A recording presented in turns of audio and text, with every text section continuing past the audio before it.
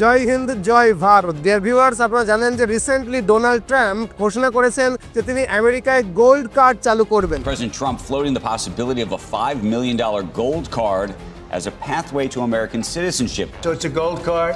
It's somewhat like a green card, but at a higher level of sophistication. আমরা সবাই green card সম্পর্কে জানি যে গ্রিন কার্ড পেলে একজন নন আমেরিকান আমেরিকায় স্থায়ীভাবে বসবাসের অনুমতি পায়, কিন্তু গোল্ড কার্ডটা আবার কি? আসলে গোল্ড কার্ডটা ওই একই রকমের নাগরিকত্ব দেওয়ার ব্যবস্থা, তবে এটা $5 মিলিয়ন পরিবর্তে পাওয়া যাবে। সহজ ভাষায় বললে ডোনাল্ড ট্রাম্প $5 মিলিয়ন বিনিময়ে আমেরিকার নাগরিকত্ব বিক্রি করবেন বলে ঠিক করেছেন। এখন নিশ্চয়ই আপনাদের মনে প্রশ্ন আসছে যে এই গোল্ড কার্ডটা আসলে কি, গ্রিন কার্ডের সঙ্গে এর তফাৎটা কোথায়, কিভাবেই বা এই গোল্ড কার্ডটা পাওয়া যাবে, ট্রাম্প হঠাৎ কেন এই গোল্ড কার্ডের পরিকল্পনা করছে এবং এর উদ্যোগ কি সফল হবে নাকি এটাও ব্যর্থ হতে চলেছে। আজকের এই ভিডিওটাতে আমরা এই বিষয়গুলোই একটু বিশদে আলোচনা করব। তো চলুন শুরু থেকে শুরু করি। তার আগে একটা ছোট্ট স্বীকারোক্তি, এই ভিডিওর মাঝে একটা 1 মিনিটের প্রমোশনাল পার্ট আছে যেটা আমাদের ইউটিউব চ্যানেলের টিম মেম্বারদের স্যালারি এবং অন্যান্য খরচ চালানোর প্রয়োজনে করা। আশা করি আপনারা প্রত্যেকে আমার সাথে থাকবেন। তো চলুন প্রথমেই জেনে নিই যে আমেরিকান গোল্ড কার্ড আসলে কি। আগেই বলেছি যে রিসেন্টলি ট্রাম্প ঘোষণা করেছেন যে যদি কেউ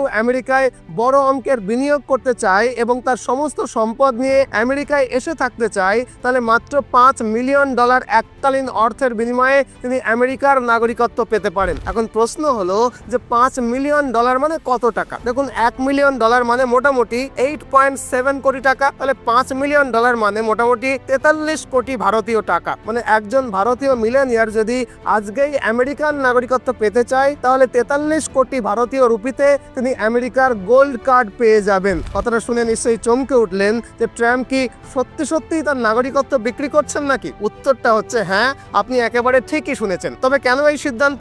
আসলে আজকের দিনে আমেরিকা বিরাট ঋণের মধ্যে রয়েছে এবং এই ঋণ শোধ করতে বিপুল পরিমাণে অর্থের প্রয়োজন। আপনি শুনলে অবাক হবেন যে বর্তমানে আমেরিকার মোট জাতীয় ঋণের পরিমাণ প্রায় $36 ট্রিলিয়ন।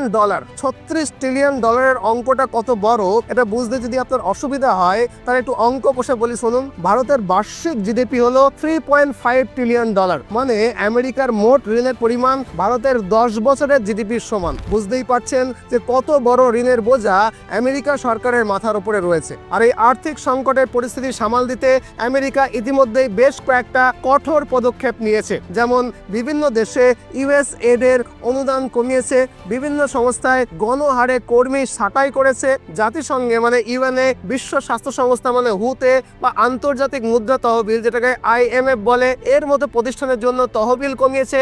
এমনকি ন্যাটো থেকে বেরিয়ে আসার কথাও ট্রাম্প ভাবছেন। আর এখন ট্রাম্প $5 মিলিয়ন বিনিময়ে তার দেশের নাগরিকত্ব বিক্রি করে আমেরিকার বিনিয়োগ বাড়াতে চলেছেন। এক কথায় আমেরিকা এখন ঋণ শোধের জন্য বিদেশে অর্থ পাঠানো কমিয়ে নিজের আর্থিক স্থিতিশীলতা বজায় রাখতে চাইছে এবং চাইছে বেশি বেশি করে বিদেশি অর্থ আমেরিকায় আসুক। নিশ্চয়ই আমেরিকার প্রেসিডেন্ট হিসেবে ট্রাম্প এটা করতেই পারেন, কিন্তু এই পরিস্থিতি থেকে আমাদের কি শেখার আছে? শেখার এটাই যে শুধু দেশ নয়, আমাদের ব্যক্তিগত জীবনেও আর্থিক স্থিতিশীলতা অত্যন্ত গুরুত্বপূর্ণ। জীবনের অনিশ্চয়তার কথা মাথায় রেখে জরুরি প্রয়োজনের জন্য কিছু টাকা সঞ্চয় করে রাখাটাই বুদ্ধিমানের কাজ। জরুরি প্রয়োজন বলতে আমি স্বাস্থ্য সংক্রান্ত জরুরি খরচ, সন্তানদের পড়াশোনার ব্যয়, অপ্রত্যাশিত কোনো বড় খরচের কথা বলছি। এখন সঞ্চয়ের বিভিন্ন উপায় রয়েছে যার মধ্যে ফিক্সড ডিপোজিট বেশ জনপ্রিয়। যদি অনেকে মনে করেন যে ফিক্সড ডিপোজিটের সুদের হার খুবই কম, এমনকি এটা মুদ্রাস্ফীতির তুলনাতেও অনেকটা কম, তবে কিছু নির্দিষ্ট ব্যাংক FD-র ক্ষেত্রে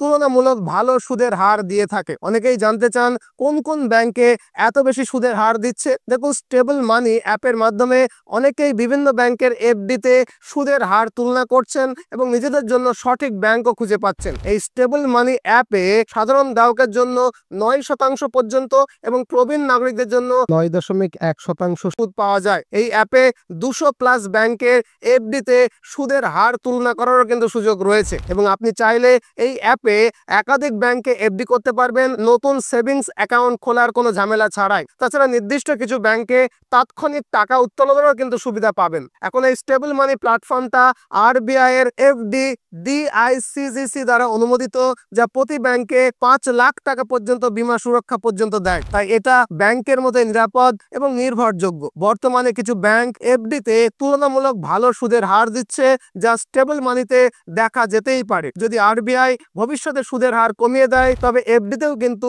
সুদের হার কমে যাবে। তাই এফডি করার পরিকল্পনা থাকলে এটি একটা ভালো সময় হতেই পারে। স্টেবল মানি অ্যাপে গিয়ে বিস্তারিত তথ্য জেনে নিতে পারেন এবং বিভিন্ন বিকল্প পর্যালোচনা করতে পারেন। লিংক ডেসক্রিপশন বক্সে এবং পিন কমেন্টে দেওয়া আছে। যাই হোক, চলুন এবার মূল আলোচনায় ফেরা যাক।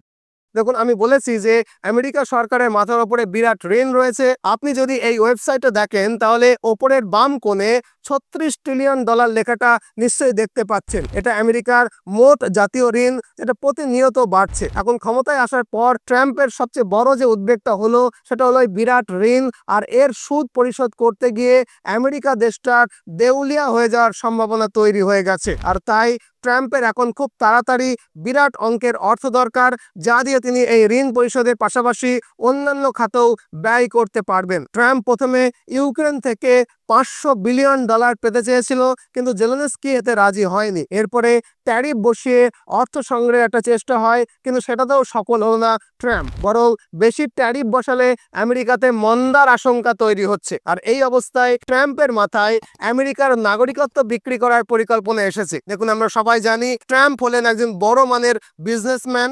এর আগে ট্রাম্প নিজের নাম ব্যবহার করে hotel, golf course, T shirt, এমনকি বই বিক্রি করেও প্রচুর অর্থ উপার্জন করেছেন। তেমনি এবার তিনি ভাবছেন, যেহেতু বিশ্বের ধনী ব্যক্তিরা বরাবরই আমেরিকার নাগরিকত্ব হতে চায়, তাহলে কেন তাদের কাছে নাগরিকত্বটা বিক্রি করা হবে না। আর এই পরিকল্পনার মাধ্যমে ট্রাম্প এক, আমেরিকার অর্থনীতিতে প্রচুর বিদেশি বিনিয়োগ আনতে চাইছেন, এবং দুই, এই ব্যক্তিরা আমেরিকায় অর্থ উপার্জন করলেও তা তো নিজের দেশে নিয়ে যেতে পারবে না, বরং আমেরিকার ভেতরেই খরচ হবে। তাহলে আমেরিকার ইকোনমিক গ্রাফটাও কিন্তু উপরের দিকে উঠে আসবে। এখন প্রশ্ন হলো যে গ্রিন কার্ডের মাধ্যমেই তো আমেরিকার নাগরিকত্ব বিক্রি করা যেত, তাহলে আবার গোল্ড কার্ডের দরকার হলো কেন? দেখুন, গ্রিন কার্ড হলো আমেরিকায় স্থায়ীভাবে বসবাসের অনুমতি। আমরা সবাই জানি, অনেক সময় আমরা শুনেছি না যে ও ইউএস এর গ্রিন কার্ড হোল্ডার বা ও গ্রিন কার্ড পেয়ে গেছে। এর মানে তিনি সীমাহীন সময়ের জন্য আমেরিকায় বসবাস এবং কাজ করতে পারবেন, এই অনুমতিটুকু পেয়েছেন। তবে এটা কিন্তু পূর্ণ নাগরিকত্ব নয়। মানে গ্রিন কার্ড হোল্ডাররা ভোট দিতে পারবে না আমেরিকায়, কিন্তু তারা ব্যবসা, ব্যাংকিং বা অন্যান্য সুবিধা উপভোগ করতেই পারে। গ্রিন কার্ড পাওয়ার অন্যতম সহজ উপায় ছিল EB-5 ভিসা প্রোগ্রাম। যেমন, যদি কোনো ভারতীয় ব্যক্তির কাছে 7-8 কোটি টাকা থাকে এবং তিনি আমেরিকায় কোনো ফ্ল্যাট বা নতুন প্রকল্পে বিনিয়োগ করেন যার মূল্য কমপক্ষে $1 মিলিয়ন, তাহলে তিনি গ্রিন কার্ড পাওয়ার যোগ্য হবেন। হাজার হাজার ভারতীয় এই নিয়মেই কিন্তু গ্রিন কার্ড পেয়েছেন এবং কয়েক বছরের মধ্যেই নাগরিকত্বও অর্জন করেছেন। এখন ট্রাম্প ভাবছেন যে এই EB-5 ভিসা বাতিল করে এর মূল্য আরো বাড়াতে, কারণ আমেরিকার নাগরিকত্ব একটা ব্র্যান্ড, আর ট্রাম্প এটিকে আরো বেশি মূল্যে বিক্রি করতে চান। তাই গ্রিন কার্ডের পরিবর্তে তিনি গোল্ড কার্ড চালু করতে চাইছেন, যে গোল্ড কার্ডের জন্য একজন ব্যক্তিকে $5 মিলিয়ন মানে 43 কোটি টাকা বিনিয়োগ করতে হবে আমেরিকায়। তবে এটা এখনো স্পষ্ট নয় যে এই অর্থ সরাসরি আমেরিকার সরকারকে দিতে হবে নাকি জমি বা কোম্পানিতে বিনিয়োগ করলেও চলবে। তবে যেভাবেই বিনিয়োগ হোক না কেন, এর একটা বড় অংশ আমেরিকার অর্থনীতিতেই গিয়ে ঢুকবে এবং সরকার ট্যাক্স এবং অন্যান্য উপায়ে লাভবানই হবেন। আমেরিকার পরিকল্পনা হলো যে বিশ্বের 60 থেকে 70 লাখ মিলিয়নারকে আকর্ষণ করা। মিলেনিয়ার মানে আবার কি? দেখুন, মিলেনিয়ার মানে যাদের সম্পদের পরিমাণ কমপক্ষে $1 মিলিয়ন, মানে ভারতীয় রুপিতে 8.7 কোটি টাকা। বিশ্বে বর্তমানে আনুমানিক 3.5 কোটি মিলেনিয়ার রয়েছে। এখন ট্রাম্প টার্গেট করছে এই 3.5 কোটি মিলেনিয়ারদের মধ্যে আমেরিকা যদি মাত্র 70 লক্ষ মিলেনিয়ারকে নাগরিকত্বের বিনিময়ে আকৃষ্ট করতে পারে, তাহলে তারা প্রায় $35 ট্রিলিয়ন সংগ্রহ করতে পারবে। মানে আমেরিকার সব ঋণ শোধ হয়ে যাবে আর কি। কিন্তু প্রশ্ন হলো, এটা কতখানি বাস্তবসম্মত? 70 লক্ষ মিলেনিয়ারকে আকৃষ্ট করা কি খুব সহজ কাজ? এটা অত্যন্ত কঠিন একটা কাজ, অসম্ভব একটা কাজ। তবে বিশেষজ্ঞরা মনে করছে যে এই গোল্ড কার্ড বিক্রি করে আমেরিকা আগামী কয়েক বছরে খুব বেশি হলে $4 থেকে $5 ট্রিলিয়ন উপার্জন করতে পারবে। কারণ $5 মিলিয়ন মানে প্রায় 43 কোটি টাকা বিনিয়োগ করে আমেরিকার নাগরিকত্ব সবাই কিন্তু পেতে চাইবে না। হতেই পারে অনেকের কাছে হয়তো 100 বা 200 কোটি টাকা আছে বা তার বেশি টাকা আছে, কিন্তু 43 কোটি বিনিয়োগ করে নাগরিকত্ব খুব কম লোকই কিন্তু কিনবে। তাছাড়া বিশ্বের অন্যান্য অনেক দেশ কম বিনিয়োগে স্থায়ী বসবাস বা নাগরিকত্বের সুবিধা দিচ্ছে। উদাহরণস্বরূপ সংযুক্ত আরব আমিরাত, যেটাকে UAE অনেকেই বলে 4 থেকে 5 কোটি টাকার ফ্ল্যাট কিনলে সেখানে গোল্ডেন ভিসা পাওয়া যায়। আবার ইউরোপের দেশগুলো যেমন গ্রিস, স্পেন, পর্তুগাল 8 থেকে 9 কোটি টাকা বিনিয়োগ করলে স্থায়ীভাবে বসবাসের অনুমতি দিয়ে দেয়। আর ইউরোপীয় ইউনিয়নের দেশগুলোতে নাগরিকত্ব পাওয়া গেলে পুরো ইউরোপে অবাধে চলাচল করা যায়। সেই তুলনায় আমেরিকান গোল্ড কার্ডের দর অনেক বেশি, মানে দাম অনেক বেশি। তবে আমেরিকান গোল্ড কার্ড লোকে নেবে কিনা সেটা নির্ভর করছে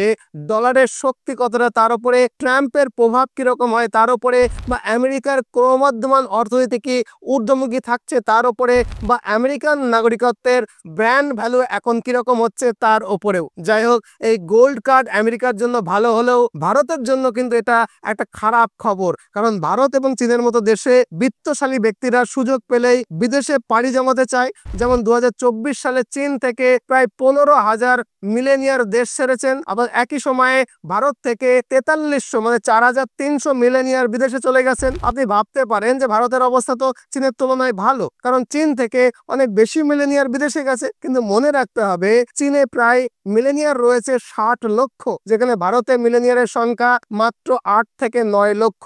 এই হিসাবে ভারত থেকে 4300 মিলেনিয়ারের দেশত্যাগ যথেষ্টই চিন্তাজনক বিষয়। এমনি গ্রিন কার্ডেই ভারত ছাড়ছে মিলেনিয়াররা, এবার গোল্ড কার্ড এলে আর তো রক্ষা নেই। এখন আপনি জানতে চাইতেই পারেন যে ভারত থেকে ধনী ব্যক্তিরা কেন ইউরোপ আমেরিকায় চলে যাচ্ছে। দেখুন, এর পেছনে অনেকগুলো কারণ রয়েছে, তবে কিছু প্রধান কারণ হলো ভারতে পরিষ্কার পরিচ্ছন্নতার অভাব, দূষণ, নাগরিক সচেতনতার অভাব, অত্যাধিক আয়কর এবং মোস্ট ইম্পর্টেন্টলি ভারতীয় রুপির ক্রমবর্ধমান অবমূল্যায়ন। লাস্ট পয়েন্ট যদি বুঝে থাকতে না পারেন তাহলে একটু বুঝিয়ে বলি চলুন। যদি কারোর কাছে মনে করুন 100 কোটি টাকা থাকে, তবে মুদ্রাস্ফীতি এবং রুপির দরপতনের কারণে তার সম্পদের প্রকৃত মূল্য কিন্তু ক্রমাগত কমতে থাকবে। তুলনায় ডলার এবং ইউরোতে যদি সম্পদ থাকে তার মূল্য স্থিতিশীল থাকবে অনেক বেশি। এই কারণেই ভারতের ধনী ব্যক্তিরা বিদেশে বিনিয়োগ এবং বসবাসের দিকে ঝুঁকছেন। এখন আপনি প্রশ্ন করতেই পারেন যে তাহলে ভারত এ বিষয়ে কি করতে পারে। দেখুন, ভারতও নিজের মতো করে গোল্ড কার্ড চালু করতেই পারে,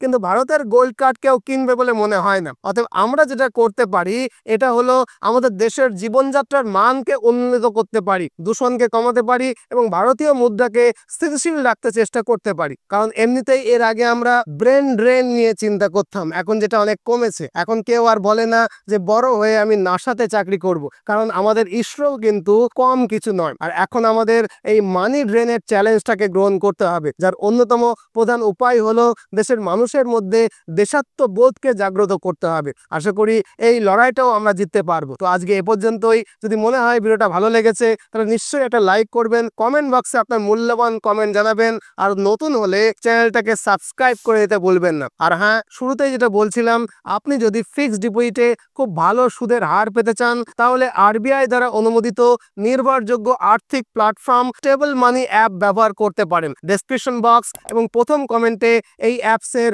লিঙ্কে ক্লিক করলেই আপনি এটা ডাউনলোড করতে পারবেন। আপনার এবং আপনার পরিবারের আর্থিক সুরক্ষা নিশ্চিত করতে 9.1% পর্যন্ত সুদে আজই কিছু অর্থ ফিক্সড ডিপোজিট করতে পারেন। আজ এ পর্যন্তই। নতুন ভিডিও নিয়ে আবার দেখা হবে। ততক্ষণে ভালো থাকবেন, সুস্থ থাকবেন, সর্বদা ভারতের পক্ষে থাকবেন। জয় হিন্দ, জয় ভারত।